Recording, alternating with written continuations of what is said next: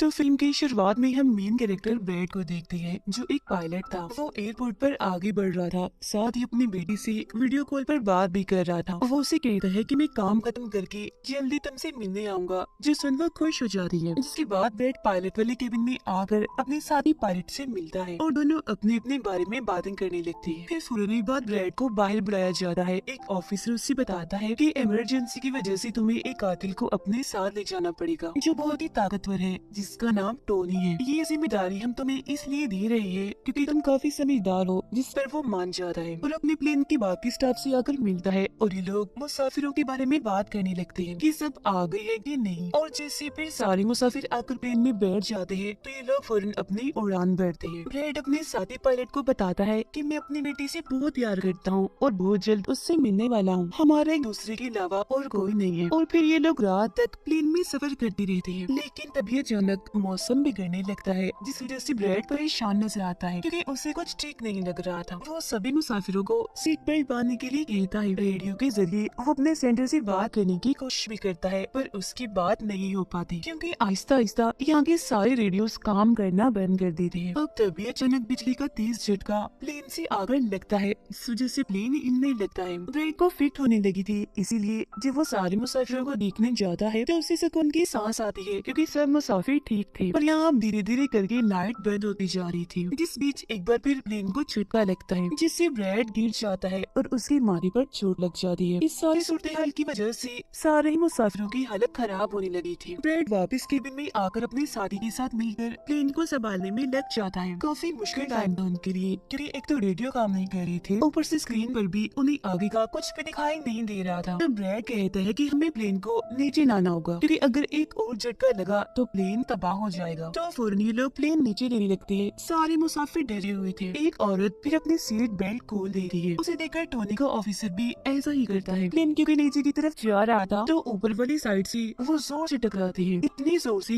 कि फौरन ही उनकी मौत हो जाती है। अचानक तेजी से प्लेन नीचे आने लगता है। तब ब्रैड और उसका साथी जल्दी से इसे कंट्रोल में कर लेते हैं। तभी एयर होस्टेस आकर ब्रैड को बताती है कि मुसाफिरों की हालत खराब हो रही है, जिस पर वो कहता है कि सब कुछ संभालो, अपनी अपनी सीट्स पर बैठने का कहो क्योंकि जल्दी हम करीबी एयरपोर्ट पर उतरने वाली हैं। अभी दोनों देखते हैं कि हम एक आइलैंड के ऊपर से गुजर रहे हैं, तो कोई और रास्ता फिलहाल ना होने पर ये इस आइलैंड पर प्लेन उतारने का फैसला करती है। वो कोई ठीक सी जगह देखकर फिर प्लेन को उतार ही देते हैं। हालांकि उन्होंने इमरजेंसी लैंडिंग की थी, पर फिर भी सही सलामत वो उतर ही गई थी। अब ब्रैड और उसका साथी तब खुश होते हैं जब उन्हें पता चलता है कि थोड़ी बहुत बिजली अभी भी प्लेन में है। जिसके बाद ब्रैड सभी को नीचे उतरने का कहता है। उधर प्लेन की कंपनी का मालिक भी देख लेता है कि अचानक प्लेन कहीं गायब हो गया है क्योंकि उसने प्लेन को लैंड होते हुए नहीं देखा था और काफी देर से रेडियो खराब होने की वजह से उसका राब्ता भी नहीं हो पाया था, इसीलिए वो थोड़ा टेंशन में नजर आता है। अब एयर होस्टेस ब्रैड को आकर बताती है कि टोनी को लाने वाली ऑफिसर की मौत हो गई है। जो सुन ब्रैड को दुख तो होता है, पर वो उसे कहता है कि चलो जो भी हुआ अब बाकी मुसाफिरों का ख्याल रखो। अब सारे लोग इस सोच में थे कि हम यहाँ क्यों उतरे हैं, जिस वजह से ब्रैड सामने आकर बताता है कि इमरजेंसी की वजह से हमें यहाँ उतरना पड़ा। प्लेन में अभी भी थोड़ी बहुत बिजली मौजूद है, जिससे हम बाकी बिजली की चीजों को ठीक कर लेंगे। तब तक आप लोग यहाँ आराम से रहिए, खाना पानी मिलेगा और रहने की जगह भी, और आप लोग घबराइएगा नहीं, बहुत जल्द हम यहाँ से निकल जाएंगे। उधर प्लेन कंपनी के मालिक की मुलाकात एक रेस्क्यू एक्सपर्ट से होती है, जो ऐसे लोगों को खोज निकालने का काम करता है जो मुश्किल में कहीं फंसे होते हैं। कंपनी का मालिक उसे कहता है कि मुझे मेरे प्लेन की सारी डिटेल्स, जैसे कि वो कहाँ गया, उसके वर्कर्स, मुसाफिरों की सबकी जानकारी चाहिए। अब ब्रैड प्लेन के पास आकर उसे ठीक करने में लग जाता है, पर वो देखता है कि प्लेन में पावर बिजली काफी कम है, इसीलिए इनको इंतजार करना होगा क्योंकि रेडियो भी अभी काम नहीं कर रहे। फिर जब वो इस बारे में अपने साथी पायलट को बताता है तो उसका साथी नक्शा देकर बताता है कि हम एक प्राइवेट आइलैंड पर फंसे हुए हैं। ये कोई आजाद जगह नहीं है, बल्कि यहाँ एक प्राइवेट आर्मी का कब्जा था। जो बुरे लोग थे क्योंकि उसमें सारे ही गुंडे थे, और अगर उन्होंने हमें कोई भी नुकसान पहुँचाया तो गवर्नमेंट भी हमें नहीं बचा पाएगी। जो सुन ब्रैड कहता है कि अब कैसे भी करके हमें अपनी रेस्क्यू टीम को यहाँ बुलाना ही होगा ताकि वो आकर हम सबको बचा ले, क्योंकि यही एक रास्ता है यहाँ से निकलने का। अब ब्रैड सबके पास आकर उन्हें बताता है कि किसी खराबी की वजह से रेडियो अभी भी काम नहीं कर रहा, जो सुनकर सारे लोग काफी परेशान हो जाते हैं। ब्रैड उन्हें भी तसल्ली देता है कि हम आइलैंड की दूसरी साइड पर जाकर रेडियो को ढूंढेंगे और अपनी टीम से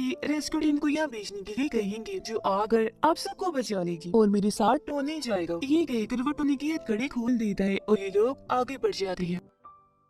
अब हम प्राइवेट आर्मी यानी जो बुरे लोग थे उनके हेड को देखते हैं, जिसके पास एक आदमी आकर बताता है कि यहाँ आइलैंड पर एक प्लेन आकर रुका है इमरजेंसी की वजह से, और उसके अंदर बहुत सारे लोग हैं जो अलग अलग मुल्कों से हैं। जो सुनकर प्राइवेट आर्मी का हेड उसे पैसे देता है इस जानकारी की और फौरन अपनी टीम को तैयार होने का कहता है, क्योंकि शायद ये लोग उन्हें लौटने के इरादे से जाने वाली थी। आइलैंड के जंगल में ब्रेड और टोनी आगे बढ़ रहे होते हैं। टोनी ब्रेड से पूछता है कि तुमने मुझे आजाद क्यों किया और अब कहाँ लेकर जा रहे हो? तब ब्रेड उसे कहता है क्योंकि मैं तुम्हारी वजह से सबको खतरे में नहीं डाल सकता, और यहाँ एक खतरनाक प्राइवेट आर्मी है जिसका मेरे साथ मिलकर तुम्हें सामना करना है। वो फिर और भी वो सारे सवाल ब्रेड से करता है और फिर अचानक ही चुप हो जाता है। तो जब ब्रेड पीछे मुड़कर देखता है तो टोनी वहाँ नहीं था, वो गायब हो गया था। उधर रेस्क्यू एक्सपर्ट प्लेन की जानकारी निकालने में लग जाता है। एक वीडियो में वो ब्रेड को देखता है जो झगड़ते हुए मुसाफिर से लड़कर उसे काफी मारता है। अब उसकी लड़ने की मारते देखकर रेस्क्यू एक्सपर्ट काफी खुश हो गया था, जिसके बाद वो प्राइवेट कंपनी के लीडर से बात करता है। कहता है कि आप लोग तैयार रहिए, कभी भी आपकी जरूरत हमें पड़ सकती है, जिस पर वो हाँ बोलता है। जंगल में आगे बढ़ते हुए ब्रेड एक खाली पड़ी फैक्ट्री में जाता है, जहाँ वो एक बंद रेडियो मशीन को ढूंढ लेता है और फिर उसे ठीक करके फोन लगाता है। हेल्पलाइन पर उसकी बात होती है, जिन्हें वो अपने प्लेन और इस आइलैंड के बारे में बताता है, लेकिन लाइन में कोई गड़बड़ी होने की वजह से सामने वाला इंसान उसकी बात सुन ही नहीं पाता। तब उसे एक आइडिया आता है, वो ये सारी चीजें अपने बेटी को लिखवा कर उसे अपने ऑफिस में बताने का कहता है। अब तभी एक आदमी आकर ब्रेड पर हमला कर देता है, तो वो उसे पकड़कर काफी मारता है और बेहोश कर देता है। तभी ब्रेड को महसूस होता है जैसे इस कमरे में कोई आ रहा है, इसीलिए जल्दी से वो छुप जाता है। पर वहाँ और कोई नहीं बल्कि टोनी था, जिसने बहुत सारे गुंडों को मारकर उनके हथियार ले लिए थे, और वो ब्रेड को आवाज लगाने लगता है। फिर जब ब्रेड सामने आता है तो कुछ हथियार वो उससे भी दे देता है। इसके बाद ये दोनों नीचे की तरफ आने लगते हैं। तब यहाँ उन्हें एक कैमरा मिलता है जिसमें चल रही वीडियो से उन्हें पता चलता है कि वो खतरनाक प्राइवेट आर्मी यहाँ आने वाले लोगों को अगवा कर देती है और फिर उन लोगों की फैमिली से अच्छी खासी रकम लेती है उन्हें छोड़ने के बदले। जो देख वो समझ जाते हैं कि हमारे मुसाफिर भी खतरे में हैं। अब ये दोनों बाहर खड़ी गाड़ी में आकर बैठ जाते हैं और अपने मुसाफिरों की तरफ जाने लगते हैं। उधर जब सारे मुसाफिर बैठे हुए थे तो तभी उन्हें किसी गाड़ी की आवाज आती है। वो ये सोचकर काफी खुश हो जाते हैं कि जरूर ये ब्रेड है, पर ब्रेड नहीं, वहाँ तो वो खतरनाक प्राइवेट आर्मी थी। वो गोलियां चलाकर इन लोगों की तरफ बढ़ रही थी। इन गोलियों की आवाज ब्रेड और टोनी ने भी सुन ली थी। प्राइवेट आर्मी का हेड पायलट से सभी मुसाफिरों की लिस्ट मांगता है। तब जल्दी से एयर होस्टेस उसे लिस्ट लाकर दे देती है। फिर वो हेड पूछता है कि तुम्हारा सीनियर पायलट ब्रेड कहाँ पर है, जिस पर वो बताता है कि किसी काम से वो जंगल में गया था पर अभी तक वापस नहीं आया। इसी दौरान एक औरत वहाँ से भागने की कोशिश करती है, पर वो लोग गोली चलाकर उसे मार देते हैं। ये आवाज सुनकर ब्रेड उनकी मदद करने के लिए भागता है, पर टोनी उसे रोक लेता है। गुंडे सारे मुसाफिरों को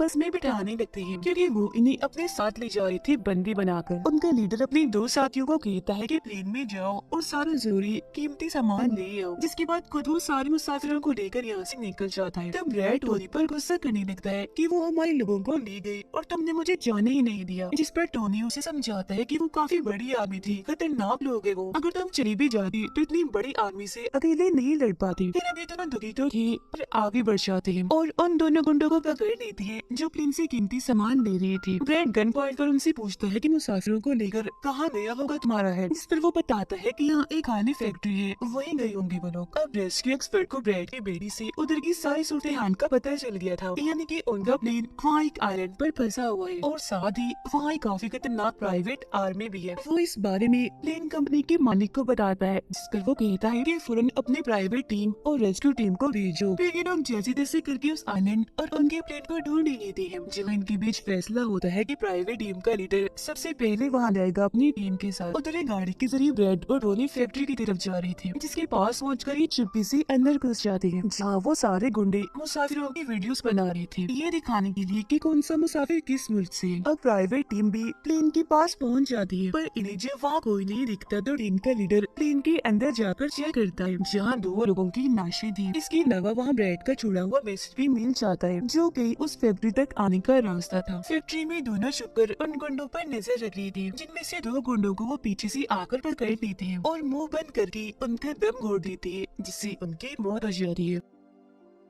फिर ये खुफिया दरवाजे से आगे बढ़ते हैं और एक कमरे के बाहर जा पहुंचते हैं। उस कमरे के अंदर ही सारे मुसाफिरों को कैद किया हुआ था। वहाँ बहुत सारे गार्ड्स खड़े हुए थे जिन्हें देखकर टोनी को काफी गुस्सा आ जाता है, इसीलिए वो वहाँ पड़ा हथौड़ा उठाकर एक एक करके सभी को मारता जाता है। फिर ब्रैड एक गुंडे से चाबी लेकर उन मुसाफिरों को कमरे से आजाद कर देता है। वो फिर सबको कहता है कि जल्द से जल्द प्लेन के पास पहुंचो, क्योंकि रेडियो के जरिए उन्हें मदद मंगवाई है, रेस्क्यू टीम आती ही होगी। जिसके बाद वो सब लोगों को बस में बिठाता है। तभी टोनी उसके पास आकर बताता है कि वहाँ बाहर बहुत सारे गुंडे खड़े हुए हैं, तो हम यहाँ से नहीं निकल सकते। वो जब इन मुसाफिरों को परेशान देखता है तो कहता है कि मैं मुसाफिरों का ध्यान भटकाऊंगा, जबकि टोनी तुम सभी मुसाफिरों को यहाँ से ले जाना। जो कहकर ब्रैड वहाँ से निकलकर गुंडों के पास आता है, उनके हेड से बात करता है कि मेरी टीम यहाँ आ रही है, इसीलिए तो मेरे मुसाफिरों को छोड़ दो। अब तभी गुंडे आकर उससे मारने लगते हैं और उनका हेड कहता है कि ऐसे कैसे छोड़ दूं, पैसों के बगैर मैं किसी को नहीं छोड़ता। इसके बाद अब वो गोली से जैसे ब्रैड को मारने वाला होता है कि तभी प्राइवेट टीम यहाँ आकर उन पर हमला कर देती है। वो काफी गोलीबारी करती है, जिसमें बहुत सारे गुंडे मारे जाते हैं। जिसके बाद वो ब्रैड को लेकर यहाँ से जाने लगते हैं, बस में बैठकर निकल जाते हैं। गुंडों का लीडर देखता है कि बाकी गुंडों के साथ साथ मेरा भाई भी मारा गया है, तो उसे काफी गुस्सा आता है। इसीलिए वो अपनी टीम को कहता है कि जल्दी करो, तैयारी पकड़ो और हाँ, किसी को भी मत छोड़ना, एक एक को चुन चुन कर मार देना। गाड़ी में ब्रैड उस प्राइवेट टीम से बात करने लगता है, तब उनका हेड उसे बताता है कि हम छोटी सी प्राइवेट टीम है जो बस तुम्हें यहाँ बचाने की मिशन में आई है, क्योंकि हम कोई रेस्क्यू टीम नहीं है। उन्हें आने में तो अभी और भी वक्त है। जो सुन ब्रैड घबरा तो जाता है, पर कहता है कि कोई बात नहीं, मेरे पास एक आइडिया है। इसके बाद ये लोग भी प्लेन के पास आ जाते हैं, जहाँ सारे मुसाफिरों को टोनी पहले ही ला चुका होता है। ब्रैड फिर अपने लोगों को कहता है कि प्राइवेट टीम हमारी मदद करने यहाँ आ गई है और अब उनकी मदद से हम प्लेन को चला लेंगे और फौरन यहाँ से निकल जाएंगे। तो आप सब लोग जल्दी से प्लेन में बैठ जाएं, क्योंकि हम रेस्क्यू टीम का इंतजार नहीं कर सकते, उन्हें आने में वक्त है और अगर हम यहाँ रुके तो उस खतरनाक आर्मी के हाथों मारे जाएंगे। जो सुनकर सारे लोग प्लेन में बैठ जाते हैं, जबकि ब्रैड प्राइवेट टीम के लीडर के साथ मिलकर प्लेन को ठीक करने में लग जाता है। जी